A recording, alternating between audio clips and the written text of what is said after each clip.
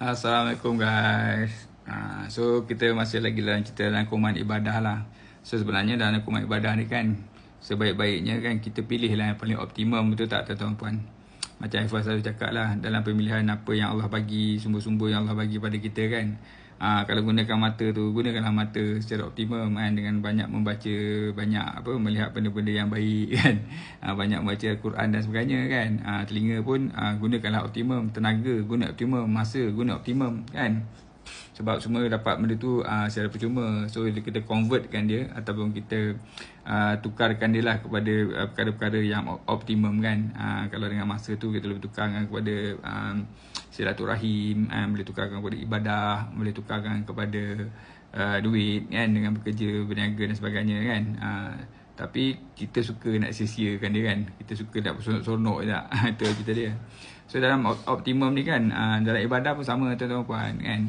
Kadang-kadang kan kita ni sibuk buat ibadah-ibadah yang kecil-kecil kan. Kita sibuk lah buat ritual-ritual kan. Kita mengaji, kita kita pergi solat, kita pergi haji, kita pergi berpuasa dan sebagainya kan.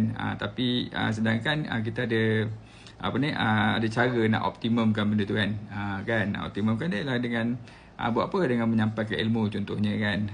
Dengan bersedekah untuk membina masjid contohnya kan. Bila orang pakai masjid tu kan, orang pakai masjid tu, selama masjid tu dipakai, selama batu-bata yang anda sedekahkan dipakai, anda akan dapat pahala yang berterusan.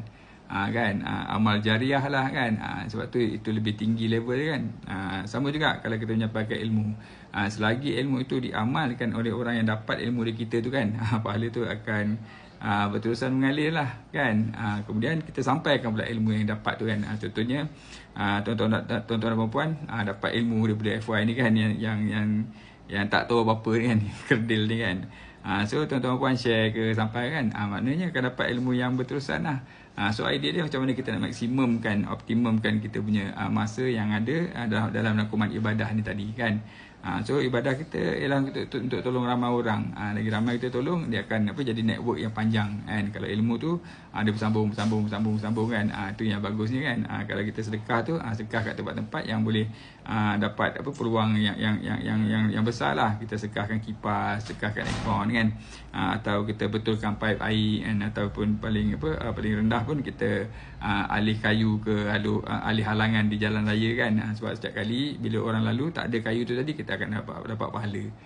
So ibadah-ibadah ni penting daripada ibadah ritual tu tadi. So fikir-fikirkanlah. Saja je bercerita. Assalamualaikum. Bye. Jumpa lagi.